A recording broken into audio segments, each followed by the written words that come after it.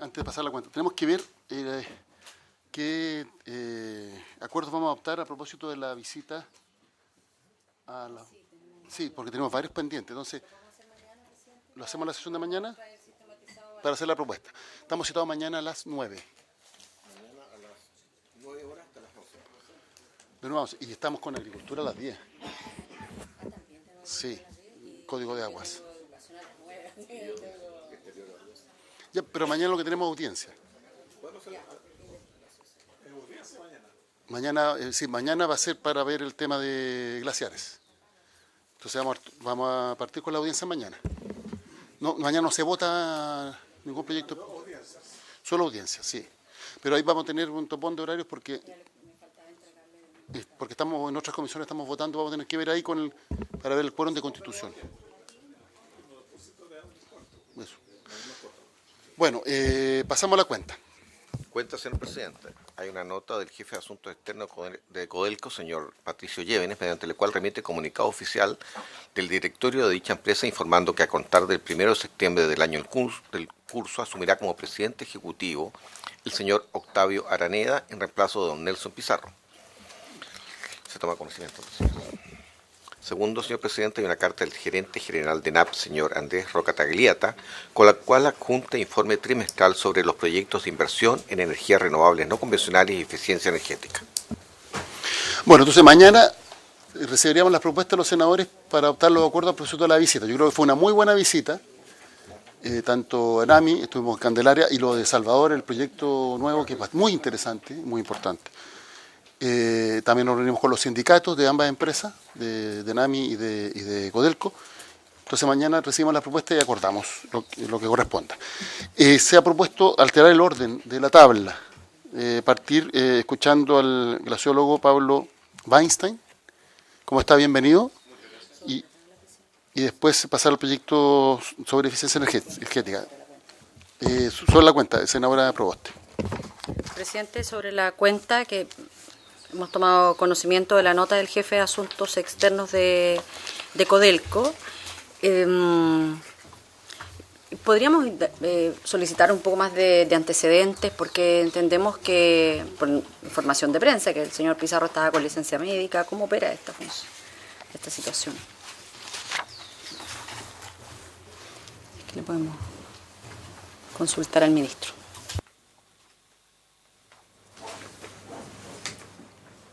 El comunicado dice que entra de tal fecha. El 1 de septiembre. Sí. A contar del 1 de septiembre.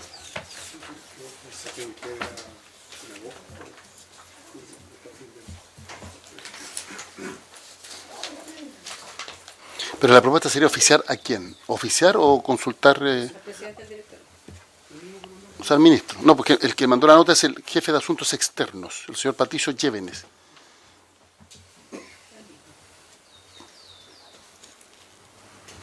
¿Habría acuerdo respecto a la propuesta de la senadora Proboste?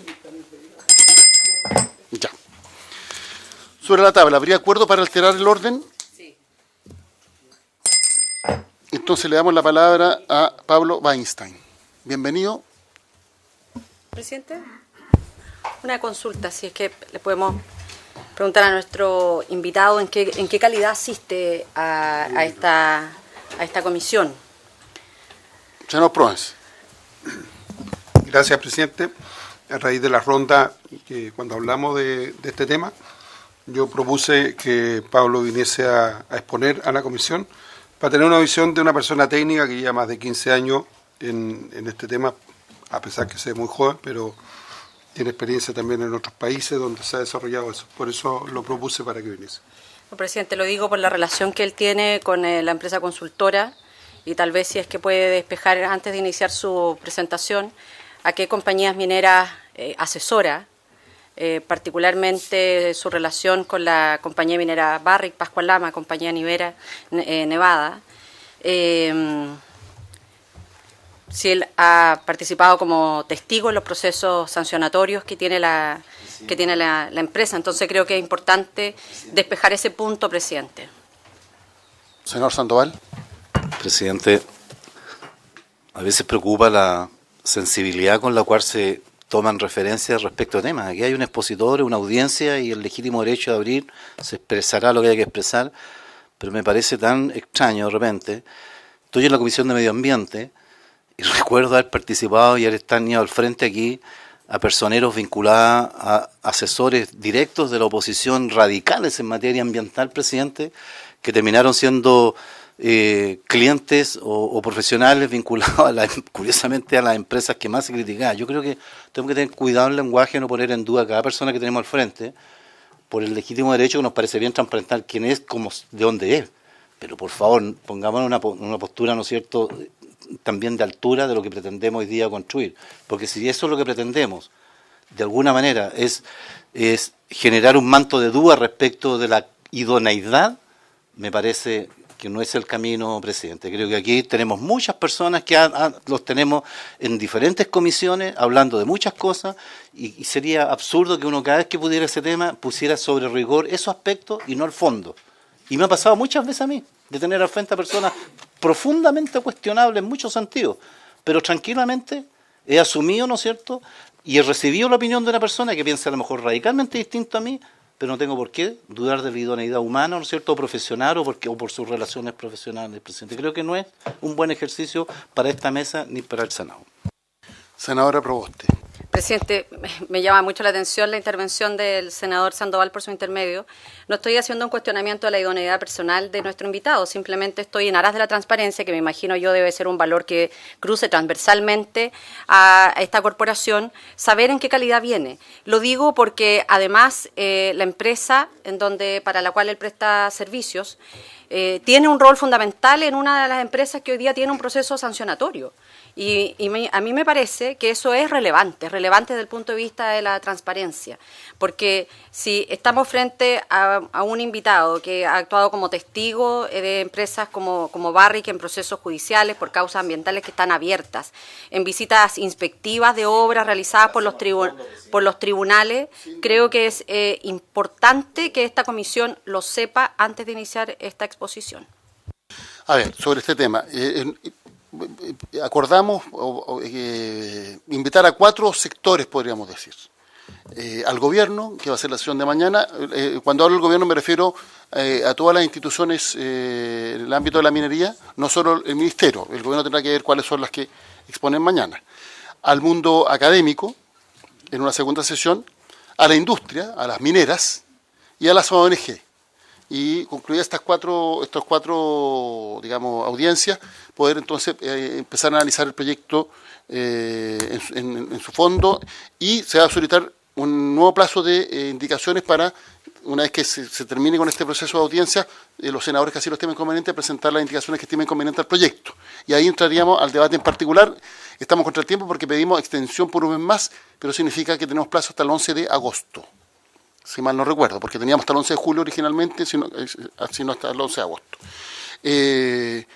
Respecto de las preguntas, bueno, cada senador puede hacer legítimamente las preguntas que estime conveniente. La transparencia yo creo que contribuye, porque así se deja en claro si hay algún otro tipo de interés que eventualmente se puede estar expresando en esta sesión, que no significa, y esto es muy importante, que se ponga en tela de juicio la calidad de un argumento.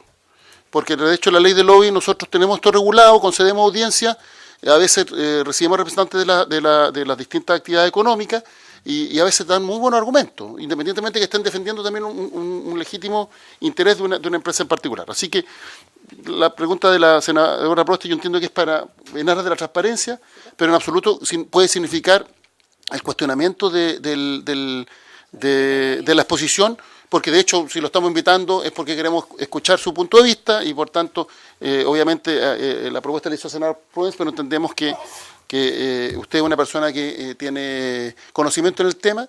Cuestión distinta es la respectiva convicción que se puede formar un senador al momento de votar respecto al proyecto de ley. Así que esto es para la transparencia, pero en absoluto puede significar un cuestionamiento a alguien que ha sido invitado a la comisión precisamente para ser escuchado. Hecha la clarificación, le ofrezco la palabra. Muchas gracias. Antes de contestar su pregunta, quisiera pedirle permiso, si es que puedo hacer la presentación de pie, usando esto. ¿Me es más cómodo? El único detalle es que esto está siendo televisado, ¿no? Ah, perfecto. Tengo un problema con el micrófono, que ya. Si está de pie no va a quedar el audio de su presentación. Okay. No y además para el acta también necesitamos que el audio Correcto. quede grabado. Ok, está bien, no hay problema. Mi nombre es Pablo Weinstein, soy ingeniero civil hidráulico, hidrólogo, hice mi magíster en lo que es hidrología lacustre y mi doctorado en Canadá en lo que es hidrología de glaciares y permafrost o ambiente periglacial específicamente. Contestando a sus preguntas, yo trabajo para la empresa BGC Engineering o BGC Engineering Canadá y tenemos una subsidiaria aquí en Chile que se llama BGC Ingeniería. Sí, un momento. He asesorado a nivel mundial a muchas diferentes entidades. Tengo básicamente dos sombreros profesionales, una como ingeniero, asesorando a proyectos mineros, petrolíferos, he asesorado a reguladores, comunidades indígenas a nivel mundial, etcétera, o sea, un amplio rango. Y también como investigador y hago clases en la Universidad de Calgary, en Canadá. Específicamente a su pregunta, sí señora, asesoro y he asesorado a variadas mineras en Chile y sí estuve parte y he sido parte del proceso sancionatorio como asesor del proyecto que usted mencionó, Pascualama. Sugiero que se dirija al presidente. Perdón. Perdón, ya, ok. Entonces, al respecto, sí, aclaro eso, no hay ningún problema y por favor, señor presidente y cualquier asistente, cualquier pregunta, no tengo ningún problema de contestarla. Habiendo dicho eso, hoy quiero presentarles la presentación que he titulado Criósfera y regulaciones, conceptos, cambios y tendencias, enmarcado en básicamente el nuevo boletín o el proyecto de protección de glaciares que se está discutiendo. El meollo central, a mi parecer profesional, es la contribución hídrica a una cuenca hidrográfica, la cual recibe sus aguas principalmente de precipitación, y esto se ve puesto en escena en la cuenca en términos de manto nival o de crioformas. Y aquí tenemos crioformas del tipo glaciales o periglaciales, dentro de las cuales, y perdón que el formato se echó a perder al ponerlo en esta computadora, tenemos glaciares descubiertos, glaciares cubiertos, glaciaretes dentro de crioformas glaciales y glaciares rocosos dentro de formas periglaciales. Es decir, los glaciares rocosos no son un tipo específico de glaciares, sino que son crioformas diferentes, de diferente origen, génesis, dinámica, etc.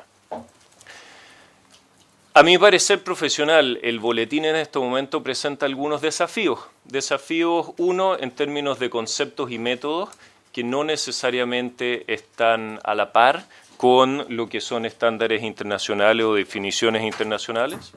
Segundo, los ambientes son muy dinámicos y las regulaciones propuestas son bastante estáticas en el sentido que no responden o no conversan con el dinamismo del ambiente. Existen supuestos bases que aún la ciencia a nivel internacional, y lo digo con conocimiento de causa, pertenezco a la International Permafrost Association y asesoro y reviso publicaciones internacionales sobre glaciares y permafrost. La aplicabilidad geográfica de esta propuesta de ley también tiene desafíos y su operatividad regulatoria. En esencia, me preocupa un poco los calificativos usados, calificativos en términos de estratégico, siendo que no toda crioforma tiene un carácter estratégico, algunas sí, por supuesto, otras no, depende de la crioforma, tamaño, etc. El término significativo, cuando se califica de que su contribución es estratégica y significativa, también preocupa en la parte técnica, ya que no todo es significativo en la contribución hídrica y no toda su posible contribución se ve reflejada en un hidrograma. Y por último, el término de preservación, y lo menciono con su relación al cambio climático. Hay que diferenciar, y sugiero diferenciar, lo que es proteger una crioforma en términos de que un proyecto o alguna actividad puede tener injerencia, a lo que es preservar. O sea, preservar una crioforma bajo el escenario de cambio climático no es posible ya que las crioformas están en franco retroceso, como en ese sentido se presenta tanto en la Organización Mundial de Monitoreo Criológico, World Glacier Monitoring Service, en lo cual todos los estudios de balance de masa denotan que hay una caída radical y muy considerable de la cantidad de hielo a nivel mundial, y este tipo de patrón sigue lo que regionalmente también se observa, incluyendo glaciares muy icónicos como el glaciar Echaurren, por ejemplo. Quisiera, dentro de lo que es concepto, a aclarar lo que es el ambiente glacial. Y el ambiente glacial es sumamente diferente si estamos considerando alto andino, dígase donde hay proyectos icónicos en el norte de Chile, muy alto, muy frío, a lo que es Chile central, a lo que es Patagonia. Son tres diferentes ambientes glaciales en los cuales el ambiente glacial se define en dónde los glaciares están trabajando y retrabajando la geomorfología local. Los tres no son comparables y la presencia de un glaciar en los tres tampoco es comparable en términos de su rol hídrico. Patagonia, Chile central y el norte tienen diferentes hidrologías. Quisiera también esclarecer el concepto de ambiente periglacial porque llama la atención cómo ha sido definido en el boletín. Esto es ambiente periglacial en este sentido. Estamos viendo una fotografía de los Andes en donde no hay un glaciar. La definición del ambiente periglaciar es el ambiente que está siendo trabajado y retrabajado por ciclos de congelamiento y descongelamiento del suelo y presenta permafrost. Voy a definir qué es lo que es el permafrost en una diapositiva a continuación. En sí, el ambiente periglacial no es la cuna de un glaciar, no está en la periferia de un glaciar. Lamentablemente se usa el prefijo peri, pero ya la IPA desde hace décadas lo ha definido independientemente de la presencia o no de un cuerpo glacial. No se necesita el uno para el otro para existir, por ende puede haber un glaciar sin ambiente periglacial y puede haber ambiente periglacial sin un glaciar. ¿Qué es lo que es el permafrost? El permafrost no es un tipo de suelo, como el boletín así lo especifica, ni tampoco es una crioforma. El permafrost es un estado térmico. ¿De qué? Del suelo o roca, con o sin agua. Puede tener hielo en variadas cantidades, a veces masivo, o puede ser seco como hueso básicamente. Es independiente. Que ha permanecido a 0 grados Celsius o menos por 2 años o más consecutivos. Esta es la definición internacionalmente aceptada por la IPA, International Permafrost Association, y basada en el escrito de Müller, 1947.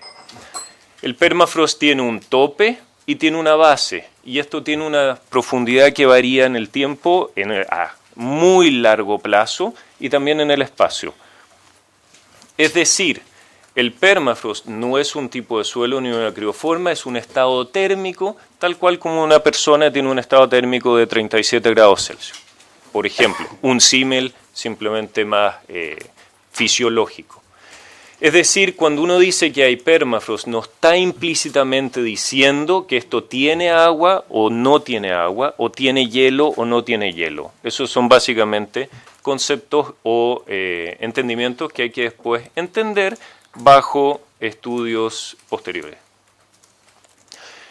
Ahora el permafrost, entendiendo que es este suelo que está criótico, que está congelado permanentemente o perennemente, se distribuye espacialmente en las cuencas dependiendo de muchos diferentes factores, no solamente altitud.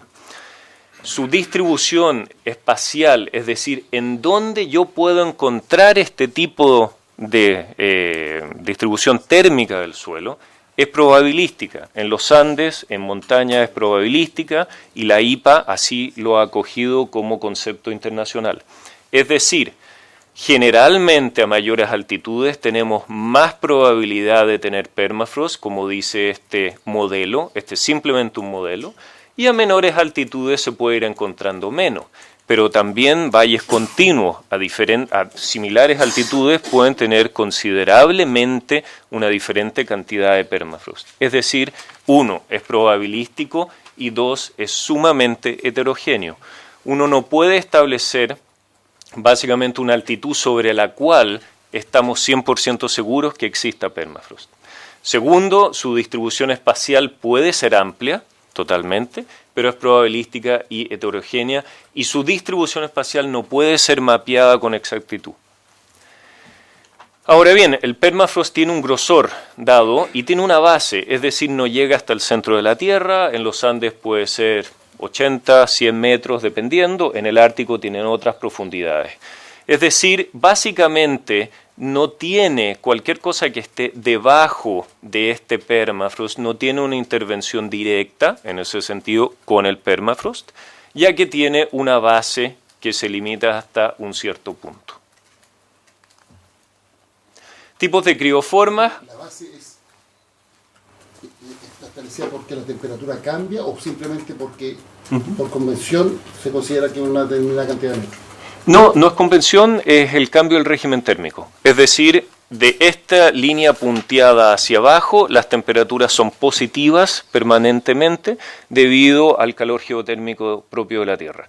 Sobre esta banda punteada, las temperaturas son negativas hasta llegar hasta casi la superficie, donde hay una capa activa y esta capa puede tener un grosor de 50 centímetros, 80 centímetros o hasta 5 metros, etcétera, dependiendo del lugar.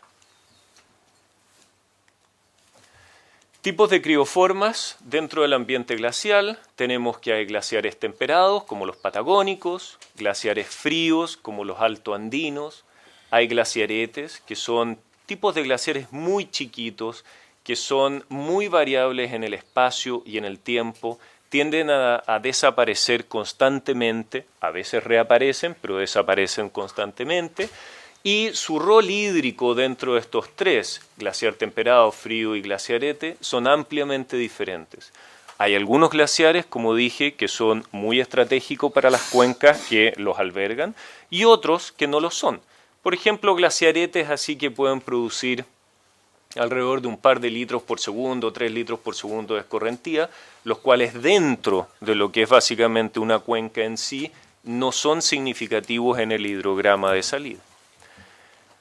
Hay glaciares cubiertos, por ejemplo, que son estos glaciares que son cubiertos de detrito, que claramente también pueden tener una cierta contribución. Por lo general son considerablemente menores a los glaciares descubiertos. Y después dentro del ambiente periglacial hay glaciares rocosos. Estos glaciares rocosos tienen una contribución hídrica muy chiquita, insignificante en muchas ocasiones y lugares, y depende de sus características, como lo vamos a ver, pero básicamente la degradación de estos glaciares rocosos toma siglos, estamos hablando de 300, 400 años, no en comparación con un glaciar más grande que se puede degradar, como vemos, bastante más rápidamente. Hay diferencias terminológicas que son complicadas en este sentido en Chile. Por ejemplo, este titular dice los glaciares rocosos son reservas de agua dulce clave. Ahora bien, en la fotografía se muestra más bien un glaciar cubierto. En términos de experiencia profesional, etc., claramente que este glaciar denotado en esta fotografía, que es un glaciar cubierto, no un glaciar rocoso en sí per se, tiene un rol hídrico y esta cuenca claramente que se surte de agua, su ambiente, etc., de este glaciar. Pero lamentablemente esto no es un glaciar rocoso per se, como se entiende internacionalmente. Y eso complica la discusión que obviamente los parlamentarios tienen que tener en términos regulatorios y también cómo la sociedad en general entiende el rol hídrico de cada crioforma. Los glaciares y los glaciares rocosos son ampliamente diferentes. Aquí denoto diferencias claras, pero fijémonos que básicamente hay diferencia en deformaciones y velocidades, diferencias en la dinámica del hielo y su edad. Un glaciar rocoso puede tener hielo considerablemente más antiguo a un glaciar descubierto, por ejemplo. Y diferencias en el rol hídrico que son órdenes de magnitud. Estamos hablando que un glaciar descubierto, o un glaciar rocoso puede tener, no sé, 100 a 1000 veces menos en términos de escorrentía producida como un rol hídrico a la cuenca que lo alberga. Y lo más importante de todo, los glaciares responden a una meteorología anual y vemos que están en retroceso, pierden masa y proveen de agua, de todas maneras. Mientras que los glaciares rocosos lo hacen en condiciones climatológicas de largo plazo a nivel de siglos. Responden muy lentamente a los cambios climáticos de largo plazo. En fin, los glaciares rocosos no son un caso especial de glaciares y están compuestos por lo general por suelos congelados. No tienen, como vamos a ver en una lámina siguiente, una estructura igual que un glaciar. Aquí simplemente pongo esta diapositiva para mostrar que los glaciares descubiertos blancos cambian en 6 años. Esto es una comparación de una fotografía del 2012 al 2018. Los glaciares rocosos no lo hacen de la misma manera. Apenas está deformándose este glaciar rocoso y en los glaciares blancos se ven los márgenes fluviales de cauces erosionados claramente por su contribución hídrica. No así los glaciares rocosos en donde, en este caso, por ejemplo, no se ven cauces erosionados y reocupados anualmente por una posible contribución. ¿Perdón? No, esto es en el Valle Central. En ninguna parte de esta presentación he puesto ningún cuerpo de hielo perteneciente a algún proyecto o en área de algún proyecto minero.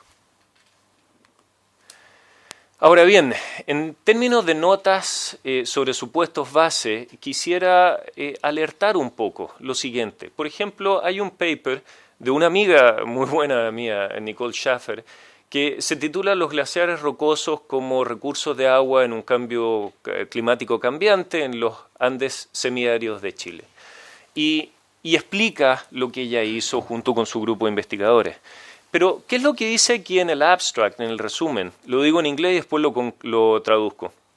We conclude that there is insufficient data available to quantify the hydrological contribution of rock glaciers in South America.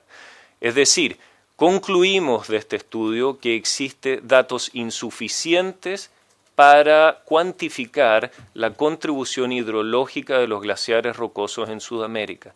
Esto fue un paper publicado en 2019 en Nature, una muy buena revista, muy buen grupo de investigadores.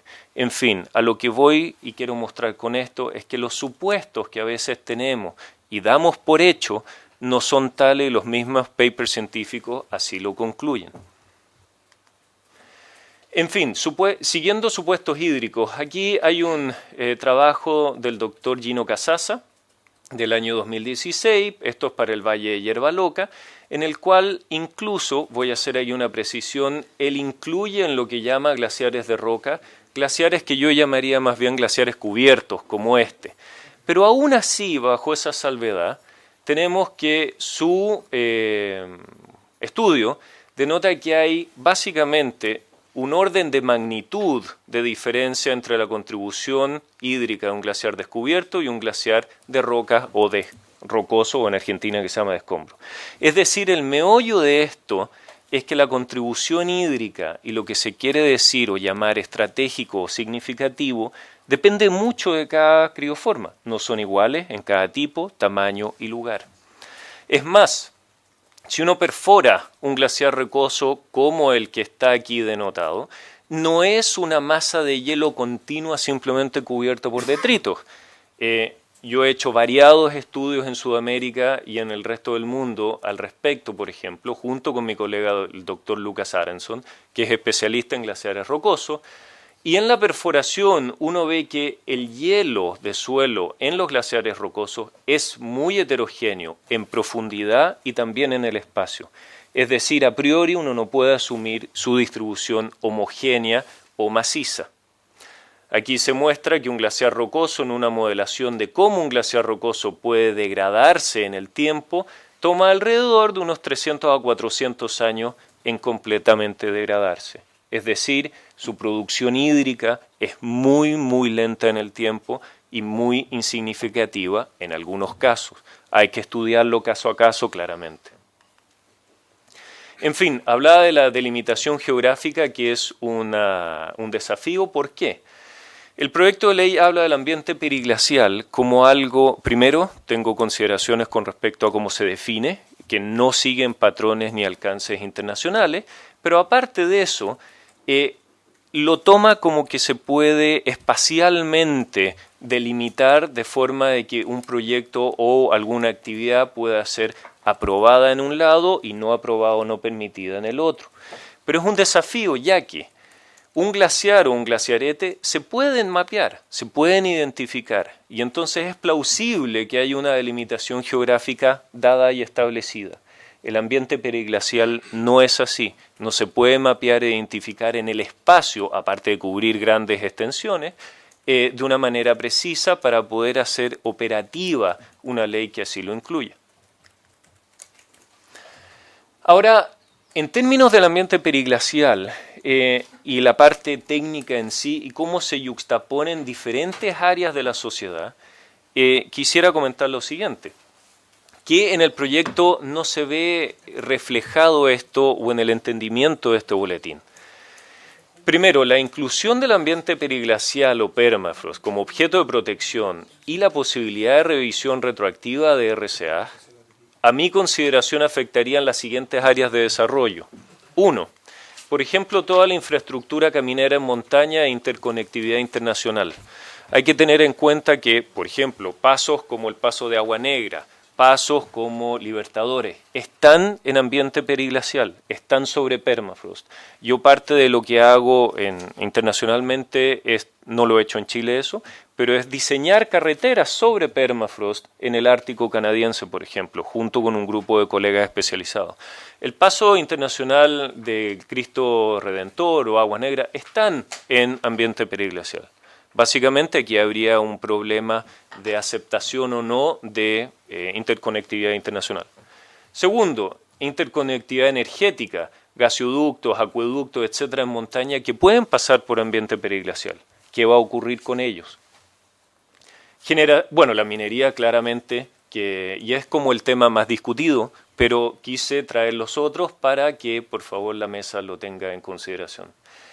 Siguiente, generación hidroeléctrica en montaña. También puede caber la posibilidad que haya generación hidroeléctrica específicamente de pasada, por ejemplo, en ambientes donde pueda haber permafrost y ambiente periglacial. Generación energética geotérmica, claramente, especialmente en sectores, por ejemplo, montañosos, volcánicos, en donde puede haber permafrost y pueden haber este tipo de proyectos en el futuro. Centros de turismo de montaña. ¿Qué pasa con centros de esquí? Sin nombrar ninguno en particular, están en ambiente de montaña, tienen construcción, infraestructura, etcétera, en ambiente donde hay permafrost y ambiente periglacial. ¿Qué pasa con ellos? ¿Qué pasa con la protección de geopeligros? Puede haber el caso, como existe y he estudiado en el mundo, lagos proglaciales, que básicamente hay que drenarlos porque si no hay un problema de geopeligros para la población. ¿Se puede o no se puede? En fin. Como concepto final de esta parte, quisiera recalcar lo siguiente, que es, a mi entender profesional, el punto focal debiese ser la evaluación hídrica global de una cuenca y sus aportes relativos, como por ejemplo se hace en Canadá o en otros lugares del mundo. ¿Es ese glaciar estratégico o no? Puede ser que sí, y ampliamente eso debe ser estudiado, o puede ser que no. Un glaciarete chico, que básicamente desaparece cada 4 o 5 años, no puede ser considerado estratégicamente, ya que su contribución hídrica es ampliamente variable, pero eso tiene que ser estudiado. Conceptos y terminología local muchas veces nos siguen convenciones internacionales, produciendo claramente algunas confusiones. Se aplican supuestos base en los que no hay consenso científico internacional. Participo comúnmente en conferencias internacionales y no hay un consenso como a lo mejor quisiéramos que hubiera para tomar una decisión más blanco y negro. El rol hídrico es considerablemente diferente según el tipo y características de cada crioforma. No todas son estratégicas ni significativas, pero recalco que algunas que sí son, y es por eso que esas claramente merecen un tratamiento especial. La aplicabilidad en términos geográficos es debatible debido a elementos no trazables con precisión. Básicamente lo que me pregunto a mí es cómo se va a tratar la distribución espacial del ambiente periglacial para poder decir aquí esto es protegido y es bajo objeto de protección y esto no. Para mí, inherentemente, esto presenta un deterioro del sistema de evaluación ambiental. ¿Por qué lo planteo de esa manera? Porque para mí el meollo de una evaluación ambiental es justamente poder dirimir si un cuerpo de hielo es estratégico o es significativo o no, y que después el regulador, con toda su potestad que tiene, es aceptar o no aceptar estudios, aprobar o no aprobar proyectos. Pero después de una evaluación que muestre su estrategia o su significancia o la falta de. Y es necesario hacer una evaluación, a mi parecer, de los efectos nacionales de este tipo de iniciativas legales, incluyendo todo tipo de ámbitos, o sea, sociales, económicos, ambientales. Claramente que los tres ámbitos son importantes de tener en cuenta, pero sí hacer una evaluación cómo este tipo de iniciativa puede impactar a la sociedad chilena socialmente, económicamente y claramente ambientalmente. Quisiera pasar a solamente resaltar algunas cosas del boletín a objeto de establecer una pequeña conversación, preguntas al respecto. Primero, el artículo primero dice, la presente ley tiene por objeto la protección de los glaciares, ambiente periglaciar y permafrost con el objeto de preservarlo y conservarlo como reservas estratégicas de recursos hídricos. Al respecto, claramente es que todo el ambiente periglacial sería protegido y eso presenta el desafío geográfico de cómo delimitar básicamente cuál es el objeto de protección. No es posible mapear el ambiente periglacial de una manera precisa como se puede mapear un glaciar. Pero también, en este caso, el artículo primero ya hace alusión de que el permafrost juega un rol como recurso hídrico. El permafrost está perennemente congelado. No se está, a menos que haya una degradación sustancial de él, pero su degradación, en caso de haberla, es muy lenta a nivel de siglos. Entonces se le está denotando una contribución hídrica a un elemento geomorfológico, térmico, que no lo es como es el permafrost en ese sentido. Después hay algunas incongruencias que sería bueno tomar en cuenta. Por ejemplo, glaciar habla de que está formado por la recristalización de la nieve. Bueno, no todos los glaciares son así y de hecho los glaciares rocosos en su buen porcentaje a nivel mundial no son formados por la recristalización de la nieve. Pero también la ley los incluye dentro como un tipo de glaciar. Entonces hay problemas técnicos conceptuales complicados. Se habla, por ejemplo, del ambiente periglacial y se define en términos de la saturación de hielo. Eso no sigue estándar internacional, la IPA no lo define de esa manera, pero sí yo entiendo de dónde viene esta definición, porque es básicamente extremadamente similar a lo que pasa en la Ley de Presupuestos Mínimos en la República de Argentina. Y es así como esto se transfirió acá. Pero en el caso de la República Argentina tampoco sigue en ese sentido las definiciones internacionales. Y usa términos, por ejemplo, como que el ambiente periglacial corresponde al espacio o ambiente que se encuentran cerca o casi del dominio glaciar. No existe el término técnico dominio glaciar, pero tampoco es eso. Eso es otro tipo de ambiente. El ambiente periglacial no se define así internacionalmente. Después pasa a definir permafrost como un tipo de suelo o roca. Eso no es un tipo de suelo ni roca, pero es más preocupante aún que aquí hay una incongruencia, lamentablemente, que dice que el permafrost también puede ser también clasificado como glaciar de roca. El permafrost es un estado térmico y aquí está mezclando un estado térmico con una definición geomorfológica de una crioforma que también habían incluido antes como parte de los glaciares. Entonces es problemático estas incongruencias dentro del proyecto que van a producir en ese sentido problemas futuros. En fin, mi comentario es que existen múltiples contradicciones. Por ejemplo, la definición que dice que los glaciares rocosos caerían bajo un tipo de glaciar y por ende producir escorrentía, pero después se clasifican dentro de permafrost, que está perennemente congelado, y algo que está perennemente congelado no puede producir escorrentía. Un glaciar produce escorrentía porque no está perennemente congelado, porque tiene zonas, capas que se descongelan y por eso nos produce el agua en muchas cuencas. Y el artículo 5, también hay cosas acá que es hilar un poco más fino, pero lo llamo al lugar porque puede ser complicado después. En los glaciares quedan prohibidas las actividades que puedan afectar su condición natural. es complicado esto, porque ¿cuál es la condición natural de un glaciar? Ahora la condición natural de un glaciar es básicamente el retroceso. Esa es la condición de ahora que está pasando.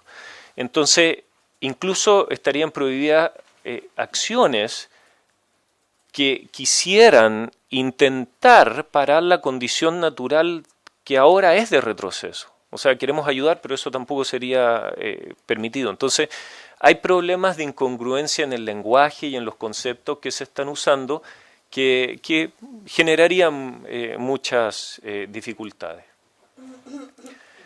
Y después dice, se incluyen en dicha restricción aquellas que se desarrollan en el ambiente periglacial. Y aquí nuevamente llamo al lugar la indefinición geográfica del ambiente en sí, que no es posible de delimitar geográficamente en forma precisa para poder dar, dígase, una seguridad regulatoria hacia una entidad o un proyecto que quiera decir, ok, al lado izquierdo puedo, al lado derecho no puedo, como para tener clara la delimitación geográfica. En fin, eso les quería traer para presentar. Muchas gracias por su tiempo y disposición. Agradecemos la exposición de Pablo Weinstein. Aprovechamos y informamos que están presentes el subsecretario de Energía, Ricardo Razabal, el director de la Agencia Chilena de la Sostenibilidad Energética, Ignacio Santelices. ¿Está? Andaba por ahí, bueno. El jefe de la División de Energías Sostenibles, el señor Gabriel Prudencio. El coordinador legislativo, señor Juan Ignacio Gómez. Y además está el subsecretario de Medio Ambiente, Felipe Riesco, y el asesor legislativo, Pedro Pablo Rossi. Bueno, pero andaba por acá. Bueno, les damos a todos la bienvenida. Yo tengo un par de preguntas. Está también el subsecretario de Minería. Bienvenido. El proyecto de ley en su artículo primero, después vamos a ver si técnicamente los conceptos corresponden o no a la definición científica o los acuerdos que hay en esa materia, los consensos que hay en la comunidad científica sobre la materia, pero habla de que el objeto de esta ley es proteger los glaciares, el ambiente periglacial y el permafrost. Esto es importante para conservarlos como reserva estratégica de recursos hídricos. Ese es el sentido básico del sentido de la conservación.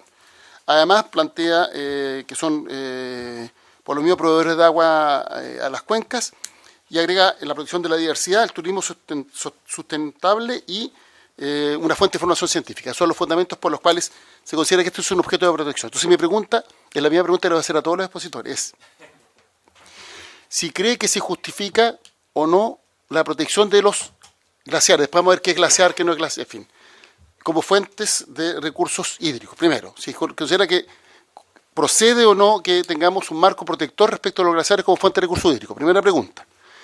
En caso de que la respuesta sea afirmativa, ¿qué es lo que considera que debiera ser protegido para cumplir con el objeto de la protección? No sé si se entiende la pregunta. Eso, esa es la pregunta que yo tengo. Le damos la palabra a los otros senadores para que agreguen sus preguntas. Senador Sandoval. Sí, muchas gracias, presidente.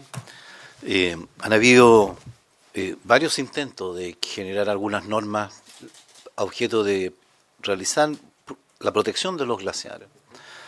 Yo creo que hay algo que no está en discusión, es el hecho de que nosotros no podemos, evidentemente, permitir aberraciones, ¿verdad?, en torno a este tipo de formas, y que algo debe construirse, ¿verdad?, para procurar, obviamente, su resguardo, particularmente por el impacto que tienen. En algún minuto se planteó, yo no sé, sería bueno que usted me lo señalara, que en algunos casos, en algunos proyectos mineros, se planteó incluso alguna idea de trasladar, ¿verdad?, un glaciar y ponerlo en otro lugar para resguardar su protección. Cosa que, soy geógrafo, ¿no es cierto?, me parece a mí que hay allí en ese lugar y por eso está allí ese glaciar y no al lado, ¿no es cierto?, porque se dan todas las condiciones, altitud, temperatura, etcétera, ¿verdad?, que permiten que se desarrolle justamente allí y no en otro lugar. O sea, uno piensa en ideas de esa naturaleza, son ideas que evidentemente escapan a toda lógica, que uno dice, bueno, aquí algo hay que hacer, ¿ya? Por eso me da la impresión a mí que la necesidad de construir una institucionalidad creo que es está fuera de discusión. Me parece sí razonable entender de que hay mucha terminología en la moción que probablemente, ¿verdad?, choca con la experiencia práctica, con la realidad o con la ciencia, ¿verdad?, en términos generales. Lo segundo, en el proyecto, la DGA, ¿verdad?, ha realizado una serie de investigaciones en materia de glaciares, el inventario de glaciares. Creo que hay todo un aporte respecto de ese ámbito también. Incluso más, gran parte de esos glaciares están en la zona donde yo soy hoy día parlamentario, que es la zona austral.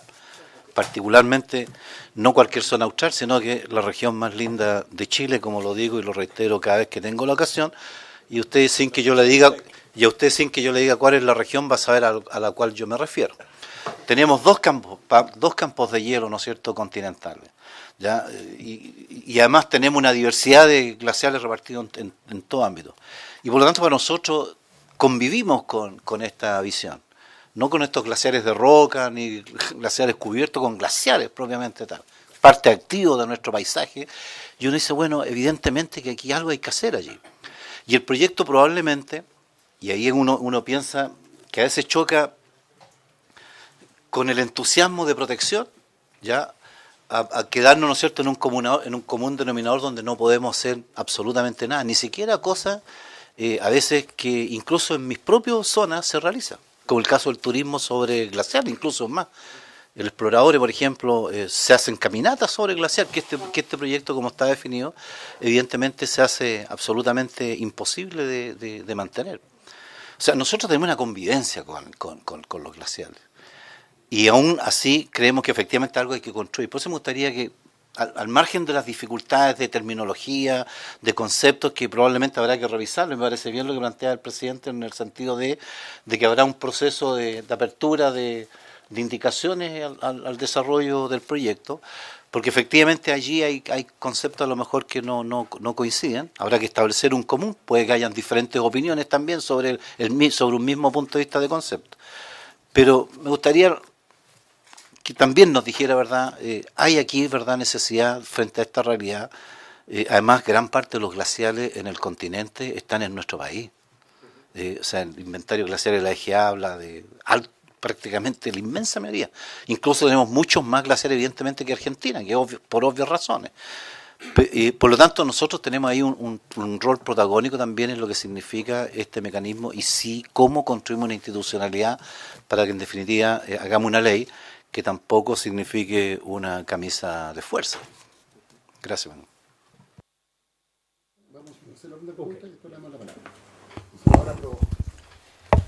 Muchas gracias, presidente. Como usted definía que se organizaron grupos, que era un grupo de ejecutivos, científicos, de ONGs, igual me gustaría clarificar en cuál encasillamos la presencia de nuestro invitado. Me gustaría preguntarle a nuestro invitado si es que él considera que nuestro país necesita una ley de protección y de conservación de glaciares, con la suficiente urgencia como lo es también el cambio climático. Me gustaría además preguntarle, porque él por sus asesorías a empresas mineras conoce bien el norte, y si dentro de lo que él revisó de este proyecto de ley, de esta moción parlamentaria, se recoge adecuadamente la realidad del norte del país.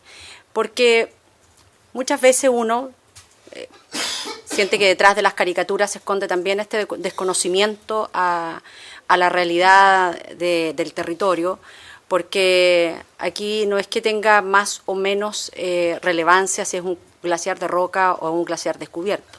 Ambos son importantes desde el punto de vista de nuestro ecosistema. Se lo pregunto además porque en la región de Atacama, particularmente la Universidad Estatal, realizó un inventario de glaciares recientemente y de ambiente periglaciar, donde pudieron mapear más de 4.600 cuerpos crióferos, en un área de más de 89.000 hectáreas de la criósfera en la región. Entonces, a partir de eso, me gustaría consultarle si, a juicio suyo, cuál es el rol que juega la criósfera en zonas de tipo árido como es la región de Atacama, y en donde los glaciares descubiertos representan una proporción pequeña y la importancia son los glaciares de roca. Y por otra parte, si es que usted está de acuerdo con varias investigaciones que indican que la fuerte reducción de las reservas hídricas están asociados al no reconocimiento en que los glaciares constituyen un sistema en sí mismo. Se lo pregunto porque también usted en su presentación va en una línea distinta de lo que señalan muchas otras investigaciones, en donde existen estas venas comunicantes. No da lo mismo cuando se interviene o se impacta un glaciar, eso tiene efectos en el resto de la cuenca o los otros subsistemas de un mismo de un sistema de glaciares. Entonces me gustaría un poco escuchar su opinión en eso.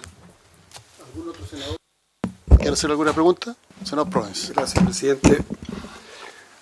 Si usted dice que los glaciares disminuyen naturalmente con el tiempo, ¿cuál es la diferencia entre un glaciar que está afectado por un proceso productivo versus aquel que no está, en cuanto a cómo se recoge? ¿Son iguales? ¿Hay una gran diferencia entre uno y otro? ¿O alguna otra explicación que usted nos pueda dar? Y lo otro es saber si las leyes que nosotros tenemos en Chile son suficientes para regular el tema de los glaciares, o se necesita el marco regulatorio, como lo decía por su intermedio presidente la senadora Proboste, adicional. Y por último, ¿cuáles son los regímenes que regulan los glaciares a nivel mundial? ¿Cómo ellos han logrado subsistir en países que llevan más tiempo interviniendo y desarrollando actividad económica en ellos para no destruirlo y para no paralizar el desarrollo de los países en que están involucrados?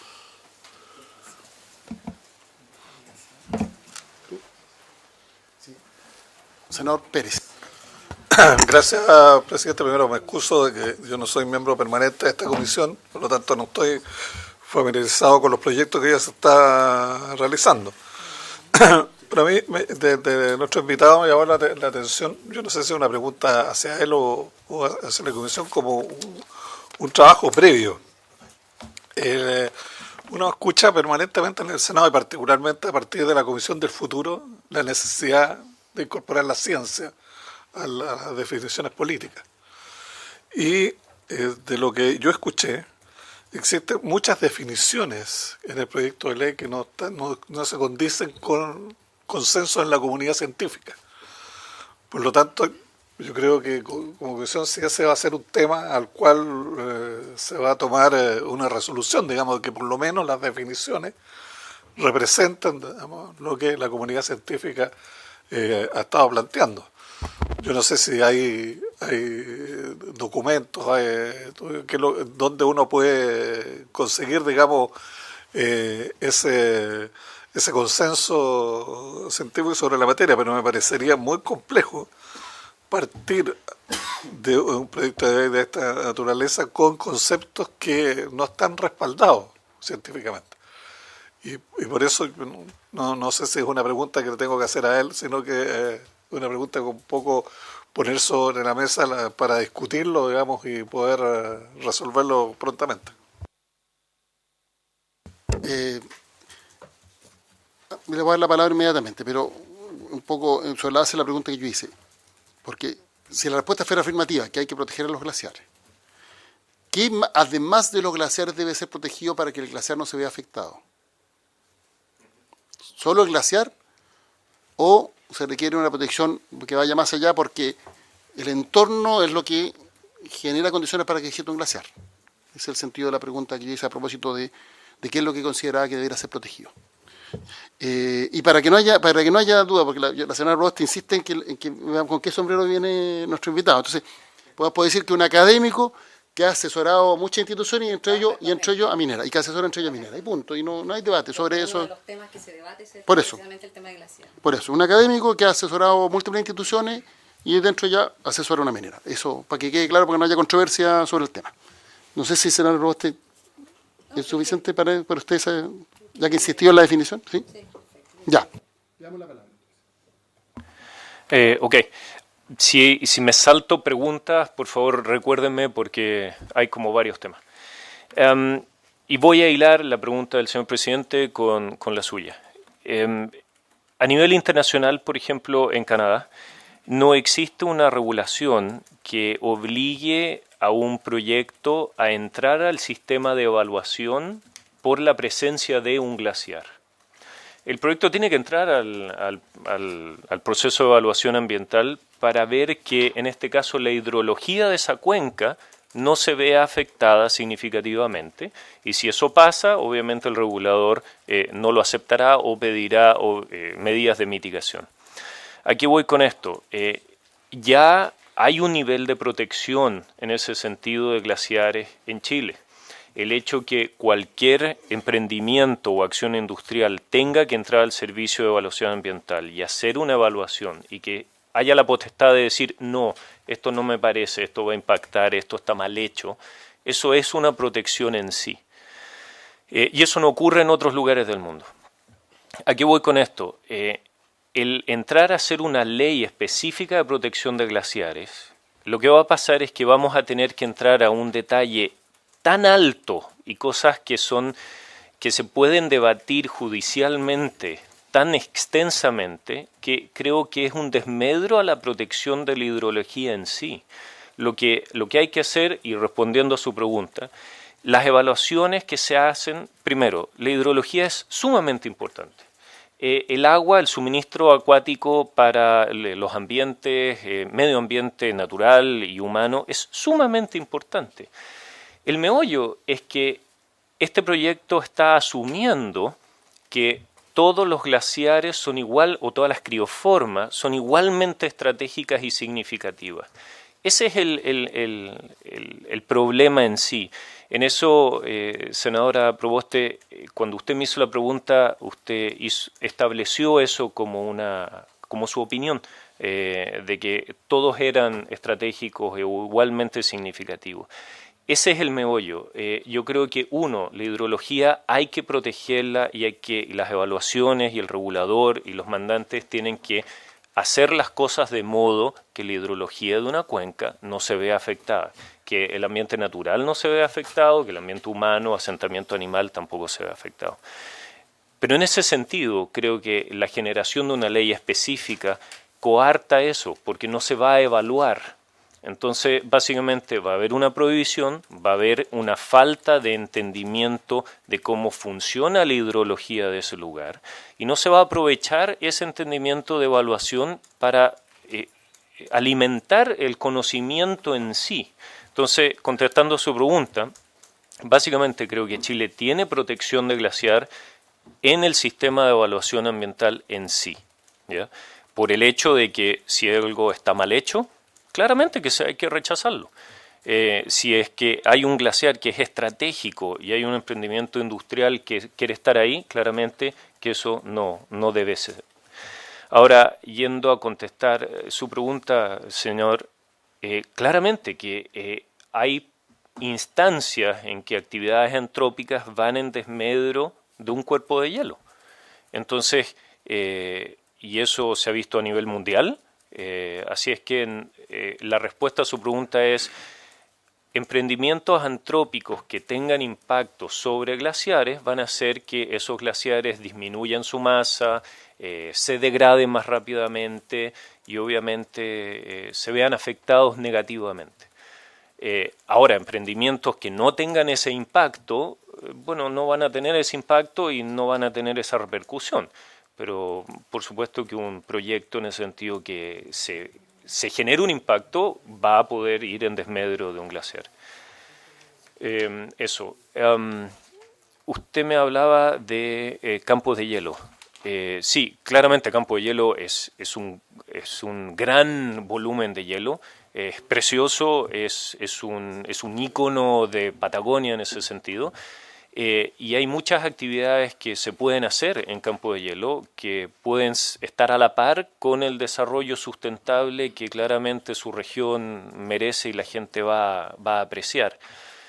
Nuevamente, el meollo es estudiar de manera bien hecha, y que después se regule frente a esos estudios si esa actividad se puede hacer o no para resguardar, en este caso, los glaciares del Campo de Hielo Sur como un campo de hielo claramente reconocido mundialmente por su cantidad de hielo, contribución hídrica. O sea, Campo de Hielo Sur produce una cantidad de agua a los fiordos y lagos muy, muy significativa. Correcto. Entonces, pero sí, las realidades son diferentes de norte a centro a sur, y yo creo que esto hay que sacarlo, y desde Canadá veo que hay que sacar la discusión de centrado a proyectos o centrado a un rubro específico, a centrado a entender la hidrología. Lo estratégico es entender la hidrología y el medio ambiente para que después el regulador pueda tomar decisiones para saber si ese proyecto o esa actividad es viable o es inviable, claramente. Senador Sandoval. Presidente, hay un inventario glaciar en nuestro país y entiendo, verdad, que la DGA además está en un estudio para realizar un nuevo avance en ese sentido. Yo le pediría a lo mejor que nuestra biblioteca nos pudiera chequear de todo el inventario de glaciares que hoy día está en la DGA, cuántos de estos inventarios ya hoy día están bajo algún sistema de áreas silvestres protegidas.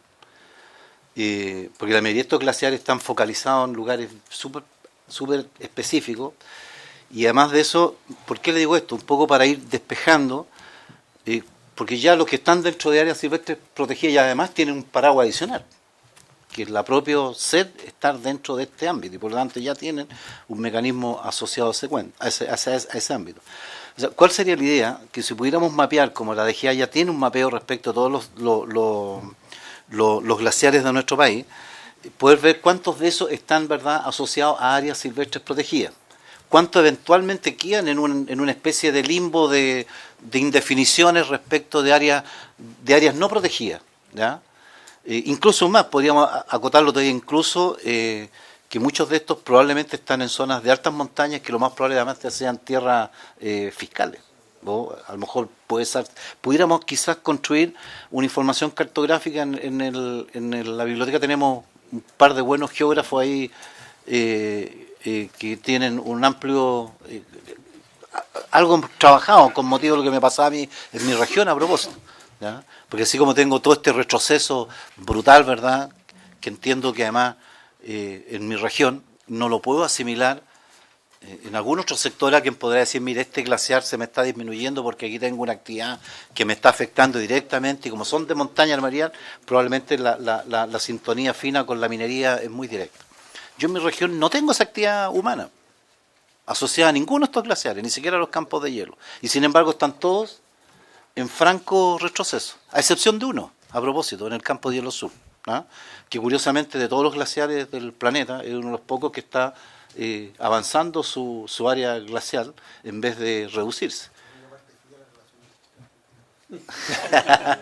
Bueno, ahí tenemos otro problema en el Campo de Hielo Sur. Ahí está bueno congelarlo, presidente. Pero me refiero yo de que tenemos fenómenos distintos, ¿ya?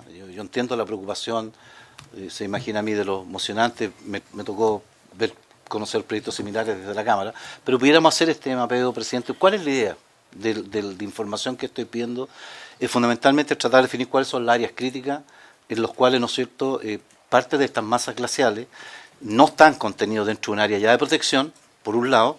Lo segundo, cuánto eventualmente quedan fuera de este entorno, ¿verdad?, que evidentemente por el impacto, o sea, en el fondo quiero medir de qué magnitud están el tema, y pudiera hacer un trabajo que pudiera ilustrarnos fundamentalmente para arribar a mejores conclusiones también. Más allá de que, en lo personal, para dejarlo también claro, porque uno está, recién me estaban involucrando en otras relaciones económicas, de las cuales por lo demás no tengo, al margen de todo, sí creo en lo personal, que debe existir una ley marco de protección de glaciares. Ahora, ¿cuánto, de qué magnitud, de qué características? Evidentemente estamos ahí interesados en avanzar. Pero sí, en lo personal creo que debe haber una ley de glaciares. Gracias, presidente. Senadora Proboste. Presidente, para complementar lo que ha solicitado el senador Sandoval, pedirle a la biblioteca que haga el análisis comparativa de los últimos inventarios de glaciares en Chile para verificar que en cada uno de los inventarios vayan incorporando la misma cantidad de cuerpos o podemos ir identificando cuáles ya no están o por qué en algunos casos han dejado de estar en el inventario. Me parece que eso sería bien relevante. Y además también socializar, porque la Biblioteca del Congreso ya hizo un estudio de política comparada respecto de legislación. Entonces, como nuestro invitado dijo que en Canadá no había ley de... Es bien importante señalar, Canadá es un estado federal y hay provincias que han avanzado muchísimo en este tema. Entonces sería importante a lo mejor que le hiciéramos llegar a nuestro invitado el informe de política comparada, particularmente de British Columbia en Canadá, en donde ha avanzado de manera muy importante y hace muchos años en protección inclusive transfronteriza de glaciar de espacios caracterizados por comprender territorios entre tanto Canadá como Estados Unidos. Y así es bien interesante el informe de política comparada de la Biblioteca del Congreso. Vamos por parte para ver los acuerdos. ¿Habría acuerdo respecto a la propuesta del senador Sandoval? Sí, con el alcance que le... Con el alcance de la senadora Proboste. Tenemos que ir aquí, la autoridad competente, porque no sé si la Dirección General de Aguas, la DGA y la CONAFE, la que para todo el efecto tiene... La DGA hace el Entonces inventario lo hacemos, oficiaríamos a la DGA y si eventualmente hubiera que oficiar a otra institución lo haríamos. ¿Habría acuerdo? Pero la biblioteca. ¿Ah? Pero la biblioteca, de poder hacer... A través del... Es que yo lo haría directo. Yo lo haría directo porque si la biblioteca, la respuesta a nosotros debería ser más rápido. Yo creo que puede ser más rápida la biblioteca. Sí, ya. Ya. Pero además, sobre todo, nos interesa que podamos comparar los últimos inventarios para ver cuántos cuerpos han dejado Ya, lo haríamos en el inventario. a través de la biblioteca. O sea, con la información que tiene la biblioteca, y si la biblioteca requiere información adicional, que la solicite a la DGA y a la autoridad competente. ¿Habría acuerdo con eso? La Secretaría implementa después los detalles. Y deberíamos tener a la vista el informe comparado. Yo no sé si en ese informe están considerados todos los países con intensividad, con intensa actividad minera. Está Suiza, que tiene ley de glaciares, está Argentina, está Canadá, y bueno, Argentina también tiene ley de protección de glaciares. No pude encontrar publicaciones suyas en Chile. ¿Se las hago llegar? Ya, ¿pero son en Chile o las ha publicado en el extranjero? Las he publicado en el extranjero sobre Chile. Que busqué en las páginas. Bueno, vamos a solicitar el informe tener a la vista el informe de la biblioteca y en caso de que se requiera información adicional la solicitaríamos. Busqué las páginas. Le doy la palabra. Estamos casi terminando la sesión, nos quedan 5 minutos. Ok. Un comentario con respecto al inventario. Disculpe, mire, Sí, lo que claro, pasa es por que, supuesto. para entender su punto de vista, usted dice que no se requiere una ley especial de glaciares porque la legislación actual, al tener que realizar el estudio de impacto ambiental, en caso que este proyecto afectara una fuente de una cuenca hidrográfica, debería ser rechazado o objetado ambientalmente, digo. Correcto. Y por tanto, lo que usted plantea, para ver si entiendo su punto, es que caso a caso tendrá que evaluarse cada proyecto, no a través de una ley general que establezca, en base a estos conceptos, una protección a priori. A priori Ya, general para cualquier tipo. Pero como yo le hice una pregunta que no me contestó, Perdón. eso significa que en determinadas hipótesis lo que habría que proteger para que el glaciar no se vea afectado como fuente de recursos hídricos podría ir más allá del glaciar propiamente tal. Correcto, porque depende de las actividades potencialmente generadoras de impacto de ese glaciar. Si estamos hablando de una actividad directa, de excavación, de lo que sea, se circunscribe a un área más chica. Si estamos hablando de impactos que pueden trasladarse en el espacio, ser producidos en un área, trasladarse y después impactar, eso va a circunscribir un área a lo mejor mayor. Entonces, es por eso que no me gusta el hecho de a priori establecer un área da lo mismo la magnitud, porque depende de qué actividad en ese sentido se está haciendo. Puede ser más chica o puede ser más grande y necesitar que sea más grande. O sea, podría ocurrir que para que un glaciar, los glaciares se vienen, digamos, están en fase de retroceso en gran medida por el calentamiento global y otro tipo de factores. Correcto. Pero eso podría significar que afectar un área circundante a un glaciar podría modificar las condiciones de temperatura, por ejemplo, de ese glaciar y podría acelerar su proceso de retroceso. Podría, pero eso depende justamente de la actividad, pero sí, lo que usted dice claramente que podría afectar. Ahora hay que ver la escala de afectación y la cercanía, el tipo de actividad, en fin.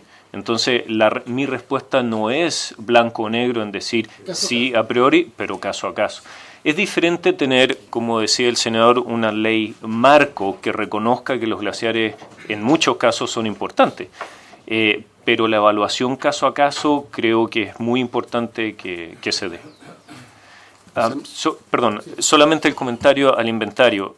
Yo creo que la DGA ha hecho una labor pero titánica y buenísima de inventariar qué es lo que hay en Chile, porque si no, no se sabe qué es lo que hay. La única salvedad y comentario que me gustaría hacer es que los glaciares son sumamente dinámicos. La actualización se hace el 2019 y después si uno 10 años más tarde quiere comparar qué es lo que hay o no hay, ese inventario no se puede tomar como, dígase, la verdad absoluta, continuamente verdadera en el tiempo, sino que son dinámicos, cambian. Algunos van a desaparecer, otros se van a achicar, en fin. Y hay que tener la flexibilidad de tomarlo como un excelente lineamiento, pero que después puede necesitarse revisarse caso a caso o regulaciones o proyectos o etcétera. Senadora Provost. Uno de los problemas también que tiene, en nuestra opinión, el inventario es que muchas veces son campañas muy centralizadas y por lo tanto no permite tener una identificación con precisión respecto de la realidad de los territorios. Pero me gustaría preguntarle a él, porque por eso estaba buscando sus publicaciones, porque entiendo yo que su empresa, en la que usted trabaja, hace el monitoreo de los glaciares del proyecto minero Pascua-Lama. Y precisamente uno de esos es lo que da origen al cierre definitivo, porque hay una afectación que es irreparable. En su calidad de científico, en su calidad de hidrogeólogo, en su formación respecto de temas de glaciares, ¿cuál es la enseñanza que le deja este proceso, en la intervención que se hizo en la alta cordillera de la provincia del Huasco? Varias cosas, senadora. Uno, aclarar, ese proyecto está en un cierre temporal parcial. Los estudios fueron hechos hace un tiempo y sus programas de monitoreo tienen diferentes niveles de intensidad. No creo que no es prudente que yo me refiera a un proyecto en particular, y perdone, no es porque no tengo una opinión, pero creo que no es prudente hacerlo por, uno, confidencialidad de mi trabajo, en este caso, pero dos, porque estoy hablando de un proyecto que no tiene un representante aquí, y yo no represento a ningún proyecto en este caso. Yo vengo acá como un profesional independiente y no estoy representando a ningún cliente. Entonces no quisiera entrar en esa materia. Perdón, no se sienta ofendida, pero... No, sí. pues no, en absoluto, pero le reformulo la pregunta. Okay. En su calidad de científico, después de ver los daños irreparables que se han evidenciado en la zona en donde ha habido intervención de glaciares, ¿cuál es la enseñanza o el aprendizaje que usted pudiera compartir en este espacio? Creo que hemos ganado muchísimo en términos nacionales en la calidad o en la tendencia de la calidad de los trabajos. Una enseñanza es que claramente los trabajos de evaluaciones e investigaciones que se están haciendo ahora son de altísimo nivel en muchos casos, en otros menores, pero por lo general ha mejorado. Creo que Chile le ha dado la importancia a sus recursos hídricos que merecen Y eso se ve reflejado en la calidad y en la intensidad de los glaciares, de los estudios sobre glaciares y recursos hídricos criosféricos. Entonces, una de las enseñanzas es básicamente que eso ha sido una muy buena evolución, en términos de que la presión de la importancia percibida de estos recursos hídricos ha hecho que los mismos estudios han mejorado sumamente. Claramente que los tiempos sí han cambiado desde 2 décadas atrás a ahora, y han habido emprendimientos que hicieron cosas que en años pasados o en épocas pasadas estaban incluidos dentro o de sus RCA o dentro del marco de cómo se operaba, y el país como sociedad o regulador así también lo aceptaba 20, 30 años atrás. Y eso ha cambiado claramente. Entonces, también la enseñanza es que los emprendimientos se han dado cuenta de que los recursos criosféricos son importantes en algunos casos, en otros menos importantes. No comparto la apreciación de que todos son iguales o que todos son estratégicos o todos son significativos. Pero sí lo importante es rescatar que se han dado cuenta que lo estratégico es entender lo que uno tiene. O sea, básicamente la enseñanza es que antes, décadas atrás, a lo mejor no se hacían ni siquiera esos estudios, no se le daba la importancia, y ahora sí, y creo que la merece, porque hay que entender el medio ambiente para saber protegerlo y saber qué proteger y en qué nivel, etcétera. A raíz de lo que señaló el senador Sandoval, una consulta... Por 2 minutos. Ya, pero yo quiero retomar una consulta que hizo el senador Sandoval. Desde el punto de vista científico, ¿es posible la remoción de un glaciar a otro lugar? No estoy de acuerdo con eso. Lo pregunto porque en su momento esa recomendación la hizo otro científico que usted citó además en su presentación. Entonces, por eso creo que es bien importante lo que decíamos al comienzo, en qué calidad vienen nuestros invitados.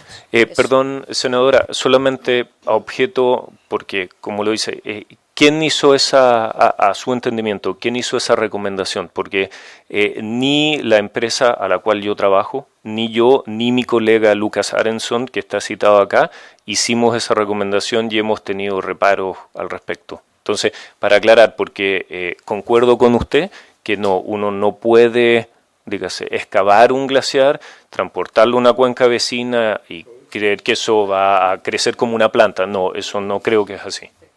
Sí. Presidente, por favor. Senador Sandoval, y terminamos, porque ya estamos. Y no sé, el ministro, el subsecretario. Sí, ¿no? Sí. Pero terminamos y no poder ver el proyecto de eficiencia energética. De todas maneras, ya llegaron las indicaciones del Ejecutivo. Sí. Senador Sandoval, y terminamos. Sí, no, presidente, yo sugiero.